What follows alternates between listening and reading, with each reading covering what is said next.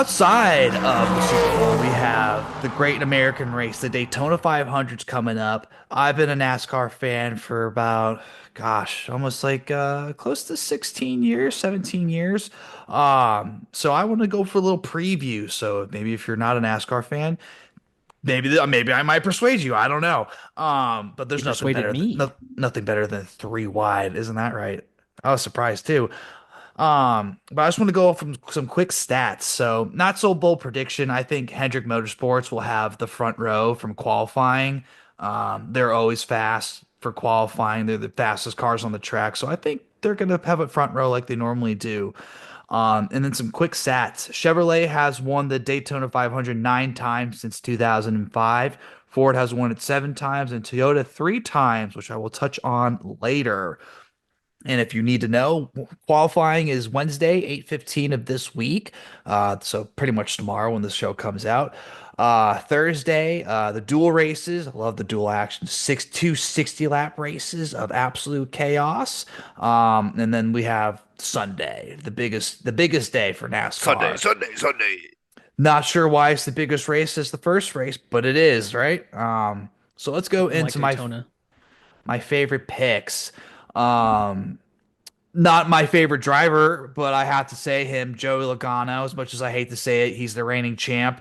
He always has a shot to win it. It's been a decade since he last won the Daytona 500 in 2015. So he'll stick the dagger in my heart and be a bastard to win this race and have that patented dorky smile to boot with it. Um, I want to break his glasses. yeah, God, I just can't stand him. If you're a Joey Logano fan, it just feels like the equivalent to an Eagles fan almost, if you might say it. Way to go, Um, Drew. Way to get him. Get him. Kick his ass. it's I don't know. I'm dead on the mat from like 2 weeks ago still, but my next pick, Denny Hamlin. Denny Hamlin not might be able to win the championship, but he has won the Great American Race 3 times, and not sure when he'll be coming out of his prime, but it's coming in the near future. So why not make it an even number and have his fourth win in Daytona 500?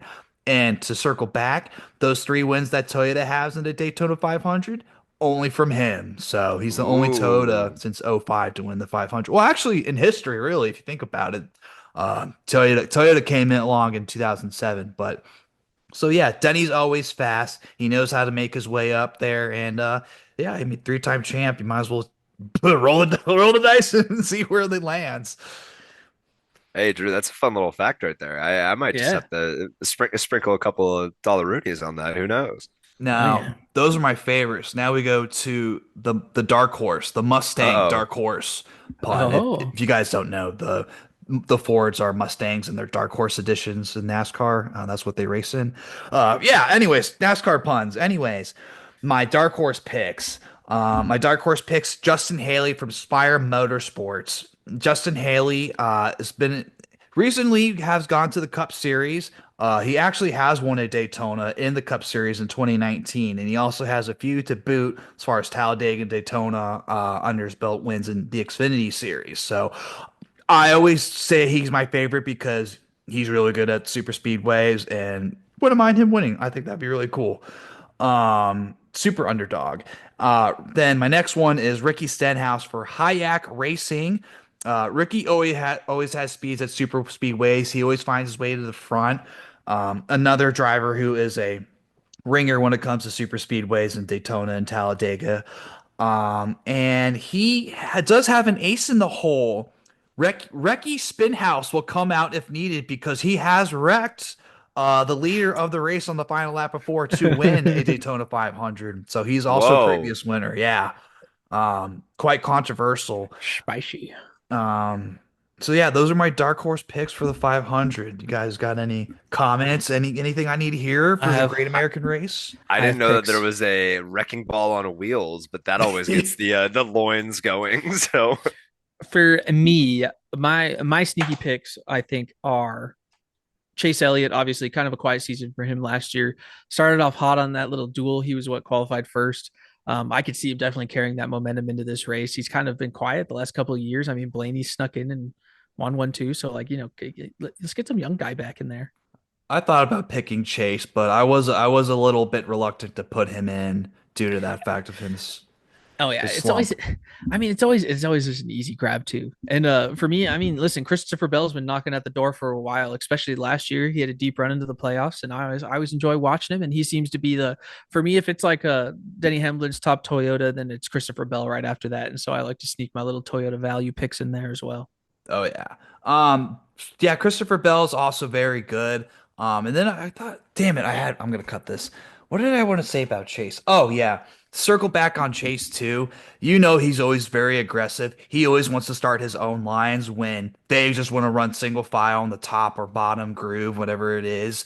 But hey, sometimes you need that, and sometimes usually it pays off, or sometimes you get in the sucker hole where two lanes and then you're in the middle going "Wah," with the boat anchor on the back of your Yeah, bumper. So everybody's just parsing ways. but I don't mind those two picks, Josh. I'm glad we got some variety. And then we have Jake, the gambling merchant. So is there have we persuaded Man, you? Is there dude. anybody you want to take? I mean, I think of all of the ones that I would probably lean into is I like the Denny Hamlin fact. The fact that, again, of Toyota's wins, he is all of those wins. He's potentially going out on a high. I kind of like playing into that lore a little bit. Yeah. So Outside of that, I have no actual analysis on the sport. I know that they turn left, so that's there about you what I got go. for us. Hey, we're here. We're here. Oh yeah, oh yeah. Yeah, and I mean, for me, as far as like deep value picks, I mean, listen, a Daniel, anybody from what are they called, Trackhouse, yeah, a Suarez or even a what's his name, Watermelon Man, uh, and I mean, not the best on super speedways, I would say, but sometimes you see what's his name, Suarez sneaking up in there. So Anything could happen. yeah, that's the tough part. Is like it's like horse racing, but you got to wait 3 hours. It's amazing.